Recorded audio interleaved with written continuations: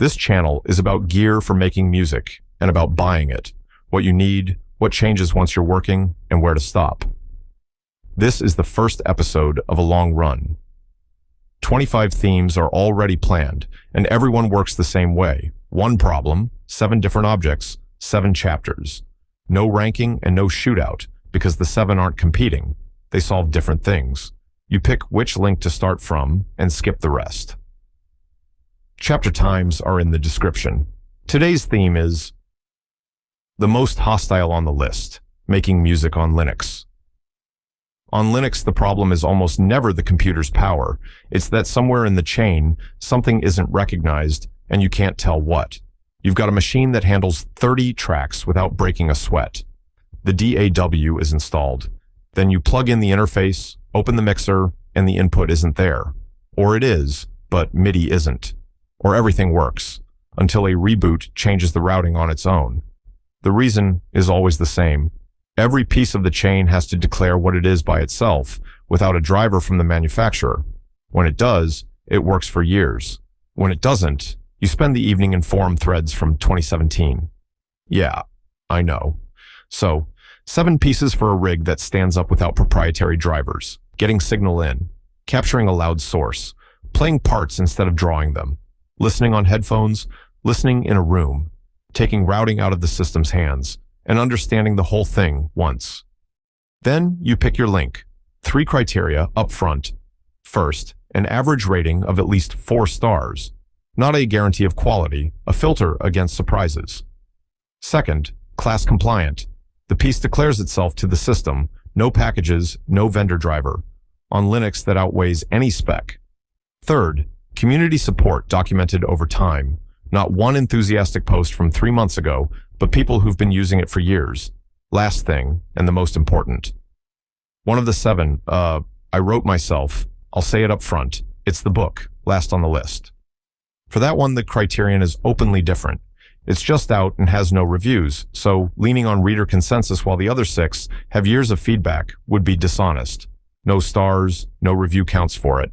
It's here because I wrote it and it covers exactly this ground. Otherwise, I hold it to the same standard, limitations included. On prices, you'll only hear bands, never a figure. Prices change, and date the video. Let's start where signal enters the computer. The first problem in the chain is boring to say and boring to fix. Sound exists as voltage on a cable, and the computer needs it as numbers. Something has to convert, and on Linux, it has to convert, without asking you to install anything. The Focusrite Scarlett 2. i2 does exactly that. You connect it over USB-C, and it's recognized, no packages, no configuration, native ALSA support. The time between opening the box and your first take is the time it takes to find a cable. And there's nothing to reinstall when you update the system, because nothing was installed. The support lives in the kernel. What to look at? 2 combo inputs, XLR and jack, a microphone on one side, a guitar or a keyboard on the other, no adapters. Phantom power at 48 volts is switchable, so you can feed a condenser when you need it. 2 balanced monitor outputs on TRS jacks, plus headphones with their own volume. Conversion goes to 24-bit and 192 kilohertz, well past anything you'll work at. The preamps stay clean even with low output dynamic microphones, which are the ones that ask for the most gain.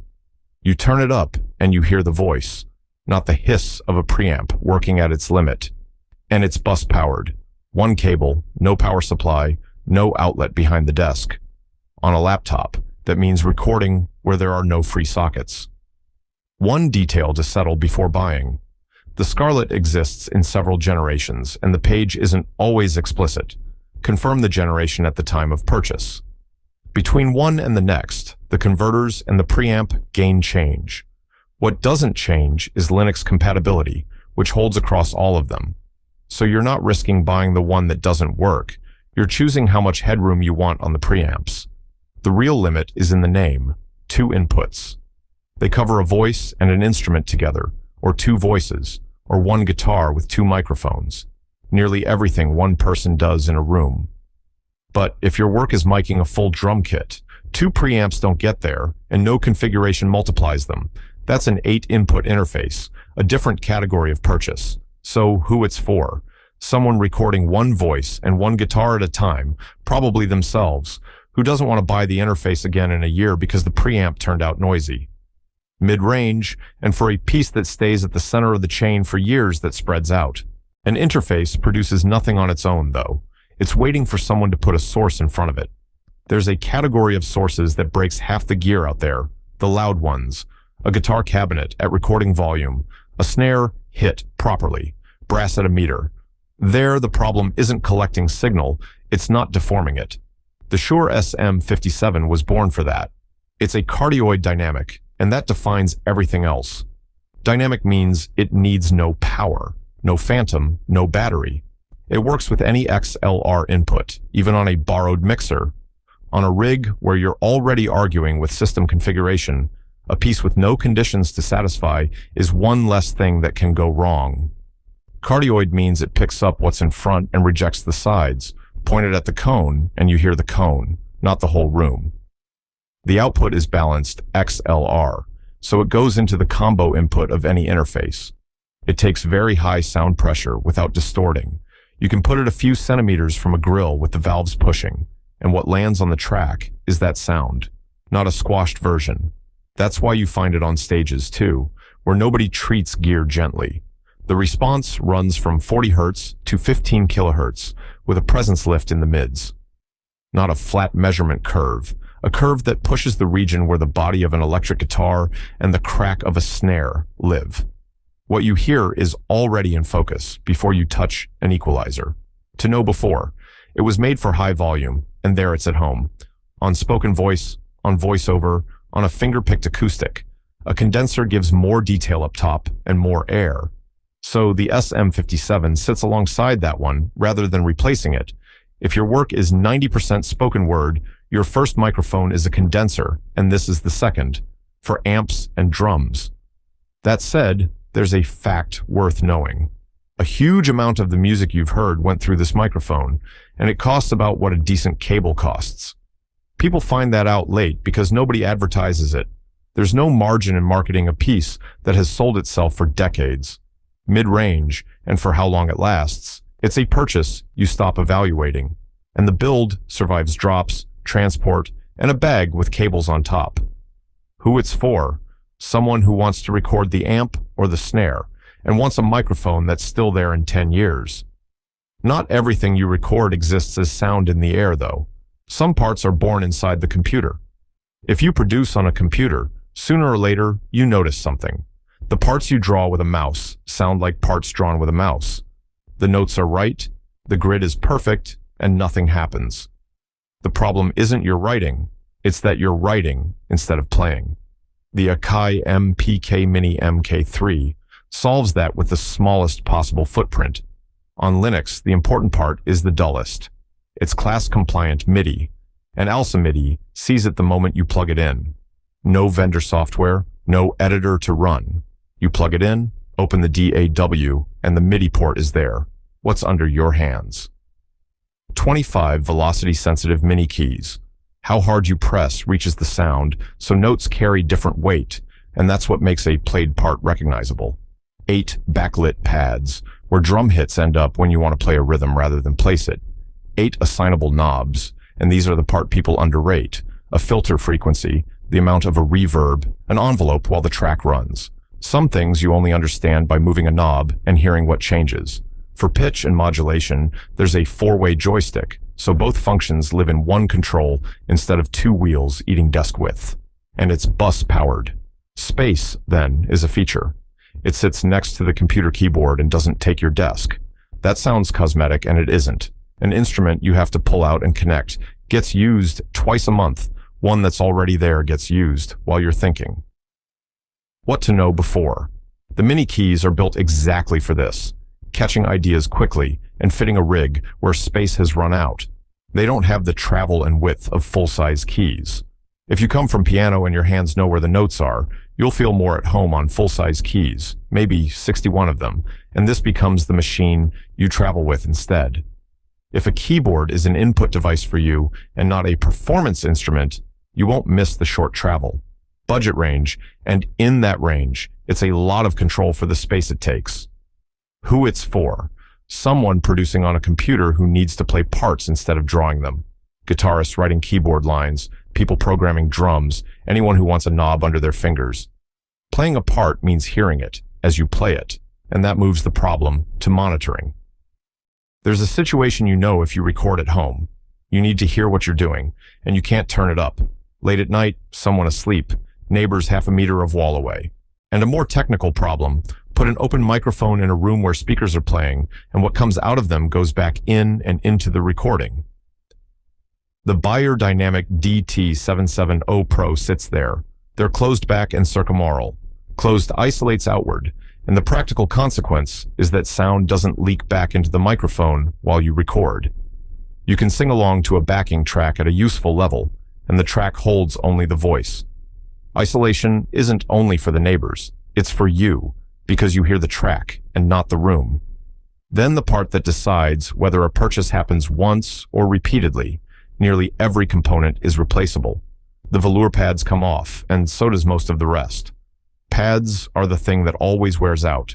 If you can replace them, the headphone outlives one buying cycle instead of dying over a crumbled piece of foam. And they stay comfortable for long sessions. The velour and the circumaural build make the difference after the second hour, which is exactly when the wrong headphone makes you stop before you're finished. What to look at on the page? That it's the closed version, because the series name covers more than one variant, and above all, the impedance. That's the detail people get wrong most often, and it has to be decided before it goes in the basket. They exist in 32, 80, and 250 ohm versions, and those aren't three flavors. Impedance is chosen based on what will drive them. With a USB interface, 80 ohm is the safe choice. The 250 ohm version gives its best with a dedicated headphone amplifier, so it's for someone who already has that stage or knows they'll add it. Order the 250 thinking more must be better, and you get a headphone that sounds thin. It isn't the headphone, it's that you're asking it for something a USB interface doesn't give. So, look at which version you're buying, not just the model. Mid-range. Who it's for. Someone who mixes and records in a room where they can't turn it up, and wants a headphone that gets repaired instead of ending up in a drawer. Headphones put the sound inside your head though, and sooner or later, you want to hear what it does in a room. Headphones give you detail and isolation. What they don't give you is the room. A mix that works with drivers on your ears doesn't necessarily work when sound crosses 2 meters of air and bounces off walls. You need a second listening point, and that's a studio monitor. The Yamaha HS5 is the compact version of that idea. 5-inch woofer, 1-inch tweeter, separate amplification, 45 watts on the woofer and 25 on the tweeter. Bi-amplified means each driver has its own amplifier, and the signal is split before, not after. What defines them is a deliberately unforgiving response. They don't sweeten, they don't add warmth, they don't do you a favor. If a mix holds up here, it holds up elsewhere. You hear the harshness while you're creating it, not 3 weeks later in the car. That severity is the entire point. Inputs are XLR and balanced TRS jack, so they connect to the balanced monitor outputs of your interface with no adapters. On the back, there are 2 filters, room control and high trim. They don't fix a badly built room. No filter does, but they tame the bass reinforcement when a speaker is near a wall or the top in a reflective room. One thing that isn't in the spec sheet and decides the result: position. Tweeters at ear height, speakers and head at the corners of a triangle, both the same distance from the side walls. A badly placed monitor tells you things that have nothing to do with your mix. 2 things to know before buying, both practical. The first is about the basket. They're sold individually. The price on the page is for 1 speaker, so for the pair, you count it twice. That's the norm for studio monitors, but do the maths once, and you'll carry a halved figure in your head. The second is the low end. They reach down to 54 Hertz. That covers nearly all the material you'll work on: guitars, voices, drums, keys. Below is sub-bass, the deepest fundamentals of some electronic music and hip-hop. If your work lives there, you add a subwoofer when it's needed. If your work is played music, you won't notice the boundary. And the condition that applies to any monitor, they're for someone with a room where they can turn it up. Where you can't, headphones stay your reference. Mid-range, counted twice for the pair. Who it's for, someone who has that room and wants to stop mixing only on headphones. Headphones and monitors both go through the same point though, whatever decides where each signal goes.